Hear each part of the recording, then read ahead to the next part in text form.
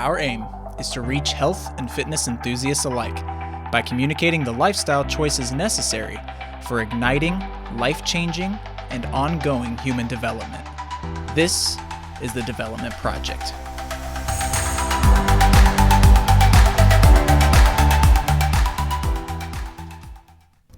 Happy Friday, everyone, and welcome back to another episode of the Development Project. This is going to be a new one because I'm flying solo this week. That's right, Tristan is not with me. I'm actually recording this podcast on the comfort of my own bed at home because Tristan and Becky just had their baby. Sawyer Ford was born last week, and Tristan is taking some time off to spend time with his family and get everything sorted out the way that he needs to. So I've decided to pick a topic that I think might be interesting for everyone and go about doing it myself to sort of give him some time to do the things that he needs to do. So before we dive into everything, I just want to go ahead and thank our sponsor, LRX Apparel. LRX, one goal, one purpose, to help make people better versions of themselves. LRX is a clothing brand that puts different collections out that have challenges attached to them. A challenge to stand united, a challenge to build a brighter perspective, a challenge to actively pursue progress, lots of cool things like that. So they decided to partner with us and allow us to help them do that mission. So visit lrxapparel.com and take up the challenge by using code LIVEPRESCRIBED. That's LIVEPRESCRIBED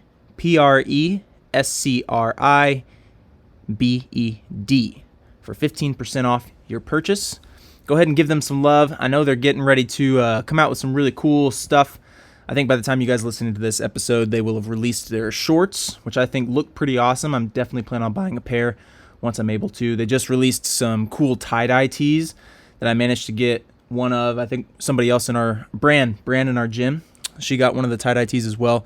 They look really, really cool. So make sure you guys head on over to that website and show them some love for us. So what is our topic for today? I started thinking a little bit earlier in the week, what is something that I think would be a good message to send that could be applicable for both new exercisers and people who are a little bit more seasoned with their fitness. And one of the things that I see most often is this idea around footwear and sometimes the misconceptions between how to appropriately use footwear, how to decide which footwear is the best for you all around, for the value, for your money, for what you want to get out of your training.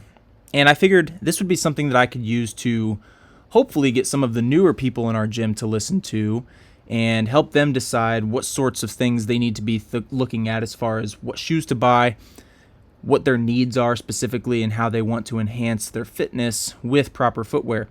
And maybe even hopefully reach some of the people who are a little bit more seasoned in our sport and may or may not know what that next step is as far as what shoes to pick. So for us, CrossFit requires that you express fitness through a variety of domains. And this means you have different needs and thus should have footwear to meet those needs. CrossFit tests your fitness across a bunch of different time domains and implements and different modalities, and those things mean that you need to be able to adapt to all different types of circumstances. And for some, using one type of shoe is perfect for them, and for others who take their training a little bit more seriously, you may want to invest in different pairs for different things in order to up your game. So there's a big 4 different types of shoes that I've outlined for you guys. One is weightlifting, the other is running, and the last one is cross-training.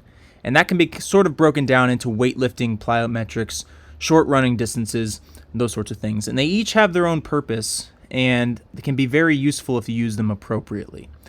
So let's go ahead and start with weightlifting. For a lot of people, just doing the generic barbell movements, dumbbell movements, wall balls, and all those sorts of things, you can get away with most shoes. Okay, you're not doing a lot of jumping for the most part, unless you're doing a lot more footwork type movements like split jerks and clean and jerks and things like that. So for weightlifting, what you really want is something that's sturdy and stable. Okay? The one shoe that you absolutely need to stay away from when it comes to high-level weightlifting are running shoes. And the purpose for that is that running shoes are meant to be more cushiony and a lot less supportive, especially around the heel and around the base of the foot. So when we look at weightlifting shoes are what you see Olympic weightlifters wearing and you see CrossFitters wearing when they're doing 1 rep max snatches and 1 rep max clean and jerks. The shoe has a built-up heel, okay? And the purpose for this is to actually raise your heel off the ground and allow your shin to go into more of a forward motion. This relationship between the foot and the shin in a deep squat is called dorsiflexion, okay? That's a motion in the ankle that sort of closes down that space. And for a lot of people, they're very limited in this, whether that's due to tight joints or it's due to tight musculature, whatever the case. The weightlifting shoe helps solve that problem for you and puts you in a better position for getting into your squats, especially in front-loaded positions. Okay, the debate can be had whether or not wearing lifters is appropriate for back squat just based on the biomechanics, but that's not what this podcast is about. Altogether, what you want for specific weightlifting, especially if you're going to be doing very heavy weightlifting and especially Olympic lifts where you're trying to get the most you can out of that session, a good pair of weightlifting shoes is definitely something that you want to invest in. You can get them for a couple $100. Reebok, Adidas, Nike, they all make really great weightlifting shoes. I would definitely look into those. The next subgroup is running. So running shoes, there's even a big divide in the running world about what's the most appropriate type of shoe for you. And I would say if you want to go down that road, go and find your local running shop and have someone do a gait analysis. Heck, go find a physical therapist and have them do a gait analysis. Let them look at your feet. See where you have problems with support. Do you pronate? Do you supinate? Do your toes turn out? Where's the tread running down on your shoes? All those sorts of things. Those will help you find the best shoe. But altogether, what you want out of a running shoe is something that's not going to be too flat and sturdy and have a little bit more give to allow your foot to move. Now, one of the bigger caveats to this, I wear Noble runners right now, and I love them. I think they're very lightweight. They're really cushiony. The one problem I have with them, though, is that the heel is built up a lot. And for most people who don't have good running form and you throw your legs out and you heel strike a bunch, that can be appealing because, hey, I've got this nice big cushiony heel that I can actually throw my heel into the ground with, and it's not going to cause me any issues. The problem with those types of shoes is that it encourages poor running patterns, and I don't really agree with that. What you should be looking at when you're running is sort of finding that midfoot strike, okay? That middle portion of your foot to the ball of your foot. Get those knees a little bit higher and land in that area and use your calf and your hamstrings to pull your leg across the ground. And you'll find that you might have a lot less shin pain and other issues like that with running. But physical therapy stuff aside, you want to find a shoe that's going to be more comfortable for you going those longer distances and not something like, sorry Nike, the Metcon. It's the worst running shoe on the face of the planet. I know that because I've ran in them and they're like running with blocks on your feet. You guys don't want to do that. Okay, so I would definitely invest in a nice pair of running shoes for those days when you're doing 1 mile plus with lots of distance. Okay, third and final training shoe is the cross training shoe. So good examples are the Metcon, the Reebok Nano, the Innovates. Okay, these shoes are specifically designed in order to handle the different loads of the different domains of fitness. Okay, your ability to weight lift, do plyometrics, which is jumping around, doing gymnastics, doing short running distances, sprints, change of direction, balance, all of those things. These shoes are meant to handle that. I personally wear the Reebok Nano. I'm not being paid by Reebok. I just really freaking love their shoes. The one thing that I love the most about the past couple iterations is that they've actually flared out their heel a little bit more to allow more stability when you're doing weightlifting movements. Okay? For people who have those issues with lacking the dorsiflexion, you may want to try the Metcon 5 because they come with different heel lifts that go on the inside. And those can be appropriate for a lot of those people as well. Okay, but you also want to consider what other things you're putting that shoe through. You're doing rope climbs, you're doing handstand push-ups, you're running around in chalk and sweat and water, and you're putting it through the ringer, okay? So you want something that's going to have a tough upper. You're going to be able to handle the load of doing all these sorts of things, all right? Especially in the front part, you want to be able to bend, okay? You don't want it to be all stiff. That's the downside of weightlifting shoes. I would not do box jumps in weightlifting shoes. Too clunky, too sturdy. I may not even do box jumps in running shoes because I don't feel like I have enough support or stability in those changes of direction going side to side.